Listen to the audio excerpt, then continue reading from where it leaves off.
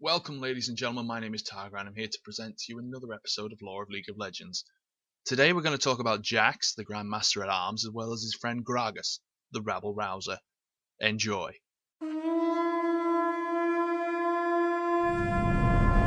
In many cases, history of a man can lead him into the League of Legends as an award for what he has achieved. It is not a rare case that heroes and seasoned veterans are brought into the league to make sure that they're skillful enough to represent their city-state. Jax is a completely different case. Barely anyone knows his past before he stepped through the doors of the Institute of War. He was a mercenary, a man for hire, that could do anything you needed as long as you had the money to offer in return. But there was nothing else to him. He didn't slay any dragons, he didn't defeat a whole army of Noxus, and neither he let himself get corrupted by the monstrosities of the Void. And yet, for some unknown reasons, Jax has been put at the very top of the list of candidates to the league when it was first created. To this very day, his judgment interview that each champion needs to go through before being accepted into the league has been one of the shortest. As soon as Jax stepped into the Great Hall, the doors of acceptance opened, glowing with a faint light. None of the summoners were even able to gather any information about the Weapon Master, nor gain any sight into his thoughts. He was gone before his trial had even begun. Since that day, Jax has been terrorizing the fields of justice. His every appearance was followed by numerous bloodshed and opponents running away from the mysterious fighter. Jax has even set a couple of league records himself, including a few that are still to be matched. He was certainly an unremarkable figure, but his presence made many summoners very nervous.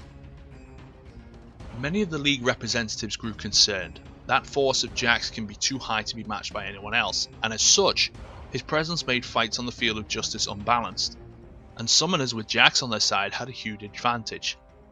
That is why the league's council had to react, but they've put numerous restrictions on Jax, limiting moves that he could perform, weapons that he could even use, or even armor that he could wear.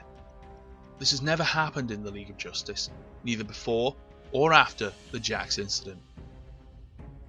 Jax was not happy about that, and in anger he tore a brass lantern from the ground and grabbed it like a polearm, proclaiming it the only weapon he will ever need.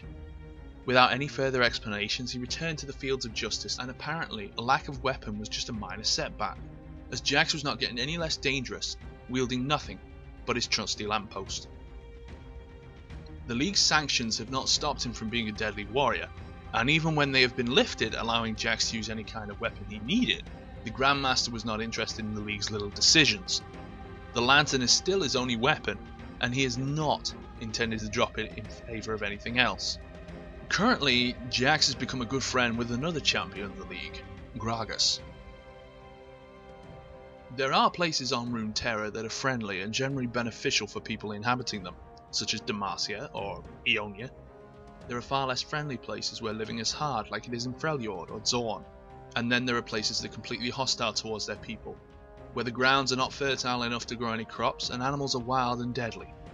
Gragas had been born and grew up in one of the latter.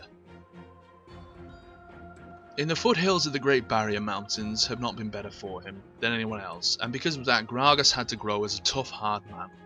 His fortitude and endurance allowed him to survive his early years, and now he had no reason to leave this place. This is where he set up his residence, south of Noxus, not bothered by unwanted eyes. There he set up his home, away from the filth of civilization. No neighbours, fresh air, clean water, and enough free space to set up a fully functional brewery, to help him realise his lifelong goal, to make the best brews in the world. This place is Gragas' personal paradise, when he creates all sorts of wondrous drinks, ale, grog, mead, wine, or whatever else a man could dream of. Gragas is a true master in his craft. But it is not his brew mastery that makes his creation so special and attention-worthy. It is the location that he's chosen for his brewery, perhaps not even realising that. As it turned out, Gragas' brewery had been located close to a large, powerful, and still active nexus. Its power has been affecting what Gragas had created and made his drinks special in a unique way. No one could ever tell what effect that Gragas drink would have, and if that could have been even described. It remains unknown whether his alcohols had the same effect on everyone, or does it depend on a person? One is certain though, that the amounts of his own brews that Gragas created were rather high. They did not cause him to gain some extra weight, they literally made the man grow. He's been turned into a titan of a man, towering over other people in the crowd, not only with his height but weight as well. Gragas had become absolutely huge, and with his size, his character changed as well. He's become more of a wild, unsettled spirit, driven by pure alcohol and wild magic that keeps him going forward.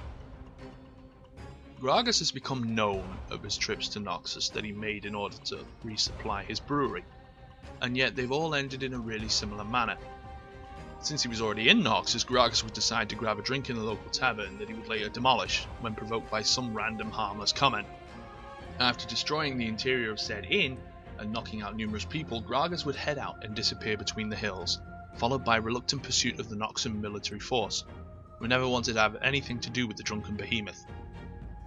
The actions of the brewmaster and his fame in Noxus have drawn the attention of the League's summoners, who have offered Gragas a trial. He's been accepted into the League, and now he can teach other people about his school of hard drinks and hard fists. And that's all we prepared for you. I hope you all enjoyed this video, and if you did, please leave your feedback below and pressing the like button. It really helps us out a lot. Leave us a comment and add this video to your favourites. You can also head over to our Facebook page and like that. I'll go back and watch all the previous episodes. And as always, I'll see you next time.